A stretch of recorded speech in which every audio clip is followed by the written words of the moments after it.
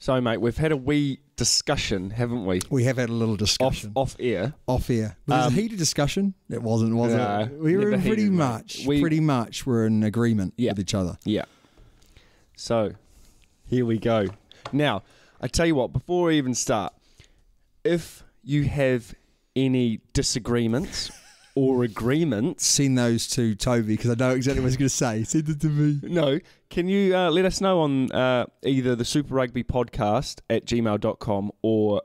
Twitter. On the Twitter.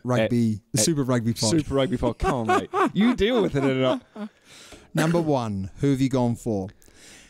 Can I just say, I've had an absolute shocker, and you're gonna go there. I'm going to cross out that, and I'm going to put someone else in. But you go number one, mate. Oz Durant. Yeah, absolutely. Big Oz. Yeah. We spoke about Big Oz, legend of the game. Looked 55, made me look young. I know that's very difficult. You're handsome. You could not move him. You could not move him in those times. It was a brick wall, wasn't it? That is his job. Yeah. That is his job. Number two, I've gone for Sean Fitzpatrick. So have I, yeah. Wonderful player, wonderful leader, wonderful guy as well. I have actually met him. Really nice guy. I have actually met him. I've seen him on TV before, so I've pretty much met him too. And he was as good as I hoped for. Yeah. And that's not always the case. No, that's right. Not always the case. Number three, I've gone Tony Woodcock. Absolutely agree with you. Yeah. Love Tony. Tony is if people say, what is a stereotypical Kiwi bloke like, it'd be Tony Woodcock. Yeah. A little bit quiet. Coming from two Kiwis that aren't quiet. A little bit quiet, hard-working. Yeah. Likes to go under the radar. Literally just put his head where no one else would. Yeah, absolutely. With this team, we have tried to cover all countries in Super Rugby as well. We have tried. So if there are some slightly odd choices, when it was 50-50, we went for someone not from New Zealand rather than just being biased towards New Zealand. Number four, mate. Oh, these were some really tough picks, these, weren't they? But I think they were, were they though? I think they were pretty straightforward. Well, one was, wasn't it? Yeah, true. True. But the other one, so I've gone for Victor Matfield. You agreed straight away. Yeah, straight away. Manicured beard to an inch of his life. I love that. He had long hair, mate. Actually, for the one guy who had long hair, do you know why? Because he respected the fact that I don't like long, and he covered it up with a scrum cap. What about Shabal? Love Shabal. He had well. long hair. I mean, we're not going to pick him, but he had long hair, and he was an absolute bloody ruffian. He hasn't played Super Rugby anyway, has he? Did I say he did? I was We're not going to pick him. He's not even eligible. Right, so... Right, you just need to shut your mouth. Number Bucky's 5. Borter. Yeah, we went for Bucky's Borter because we just felt you needed that. The enforcer. The enforcer, and he is the enforcer. But then you could have picked Brodie Retallick, Brad Thorne. Reuben Thorne.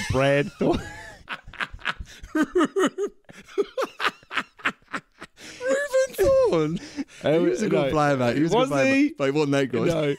No. Brad Thorne. Yeah. You forgot about Brad Thorne. No, I didn't know. Imagine Brad Thorne and Bucky's Borter in the same team. The only problem is when you have too many red cards. Because one of them's going to get caught, isn't he? Number 6. Who have you gone for? Now, you've changed your mind on this. I have changed my mind. Who have you changed it to? Matera. Oh, you're spot on. Because he wasn't in that eligibility for South Africa, New Zealand, Australia. Yeah. But he comes into this team and he's 25. Is he only 25? He's only 25. Wait for this, though. He's overseas next year. Where's he going? Not sure. Oh, that would have been a good stat, though. I think he's going. Is he going to France. sail? I thought he was going to sail. He might. I don't know. You've asked me a question I don't know the answer to. No, so why are you trying to pick it out of nowhere? I just think... Which is rare. God, get a grip. Right, okay. Number 7. Richie. Has to be. Richie. Who would lead that team? No, that was gonna be my question at the very end. Who would be the captain? Sean Fitzpatrick. Really? Yes. Okay. Yeah. Well, maybe I'm just a little bit biased. I sort of grew up.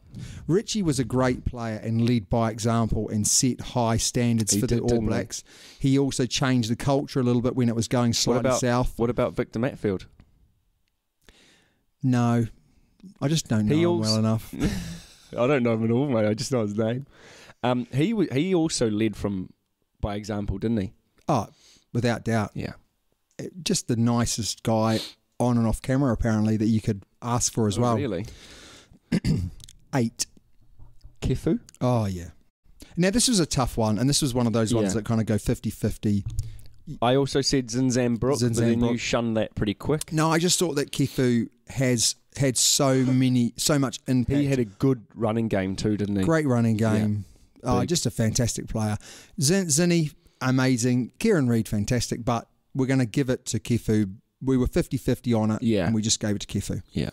9. Now, this was an incredibly tough decision because one thing you mentioned, Aaron Smith. George Gregan. We didn't even mention George Gregan at the time. What a player he was. Will Genia, another great player. Justin Marshall. Well, no, Justin Marshall was a great player. But he wasn't great. No. He wasn't, I'm sorry, but he wasn't a great player. He was a great player. He was not a great... Just because he was a Crusaders player doesn't mean that he's a great player. I'm going to say to you this. We could put this on the Twitter. We could actually do a whole special on the fact that I know more about rugby than you do, and that I normally... Because you're older, that's it. This is... I'll tell you what, I'm going to... I think... No, we're putting that on the Twitter. I agree with you with the fact that Justin Marshall didn't have the natural abilities. And all it's going to be... you're listening to me now. It's going to be Justin Marshall, legend... or not? No, you said he's a great player. Okay, great player I'll put that on. Or not? Justin Marshall, great player or not? Yes. Please vote wisely, everyone. So we went for Just van der Westhuizen. Yeah. Because you just can't. Wow. What a talent, what a great player, what a competitor. Yeah. He had a great passing game, a great running game, a great kicking game. Now, 10 wasn't a difficult pick at all. No. Very easy. Dan Carter. Yeah, had to be. Or Major Mearns. Is what you said last week. I really thought you were serious when you did that. No, definitely Dan Carter at 12. At 12, gone Nonu. We've gone Nonu, definitely. Yeah. And at 13, I've gone Bunce, you've gone Smith. Conrad, yeah. We've had a little bit of support for Bunce. Yeah. We will put that poll up this weekend to see who wins that. But for me, it was definitely Bunce because I grew up with him and he was a fantastic player. Understated at times as well. Always was up for those big games. 11. Lomu. Yeah. I'm sorry, but it has to be Lomu, doesn't it? 100%. I don't think anyone out there is disagreeing with that. But who'd you put on the other wing? Well, I wasn't sure. And then we talked about... So you could go Habana. Oh my God, we didn't even think about Habana. Oh my God. Rico. Jeff Wilson you mentioned.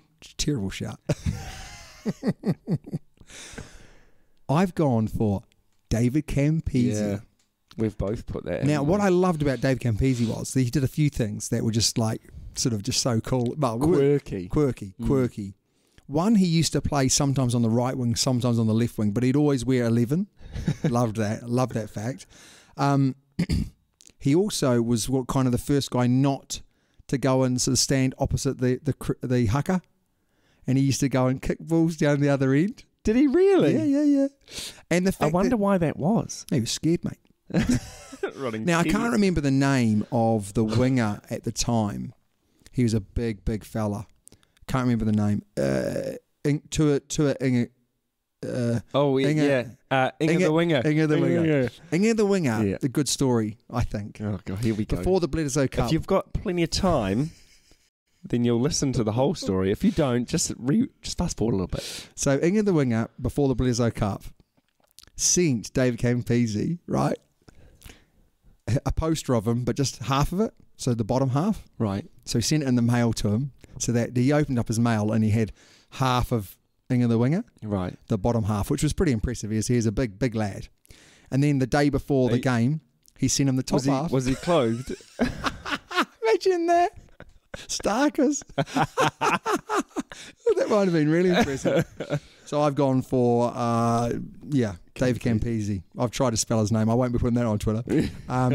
Number 15. Oh, well, you've got Ben Smith, who you're a big fan. I'm a big fan of Ben Smith. Israel Folau.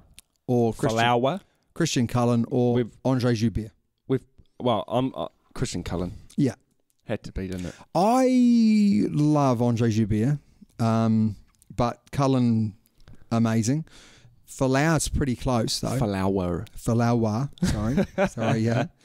Ben Smith, for me, what a great player. But I just can't put him up there with Cullen or Folau. No. But I would put Ben Smith before Joubert. I'd put him in front of Folau. Yeah, well, yeah. I like how we're just saying his name Folau now. Yeah. So that is our team. Yeah, that's our team. Bloody good team. And if you've got a different team, please let us know. There's a multitude there of different things. We talked about Kruger. Should we put him in? Venter. I mean, there's some awesome players that have missed out as well. Yeah. Also, someone mentioned Jerry Collins. What a great shout that is. Jerry Collins. Because he was an enforcer. Couldn't he? I mean, he had the biggest guns, I think, out of anyone in the All Blacks ever. Did he? Yeah. I heard a story once that I think they were in South Africa, and the night before a game, someone walked in and he was just out the window just with a fag.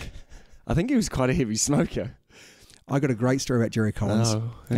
Another one. He always have to one up me, eh? He was going to play for the Barbarians. Right.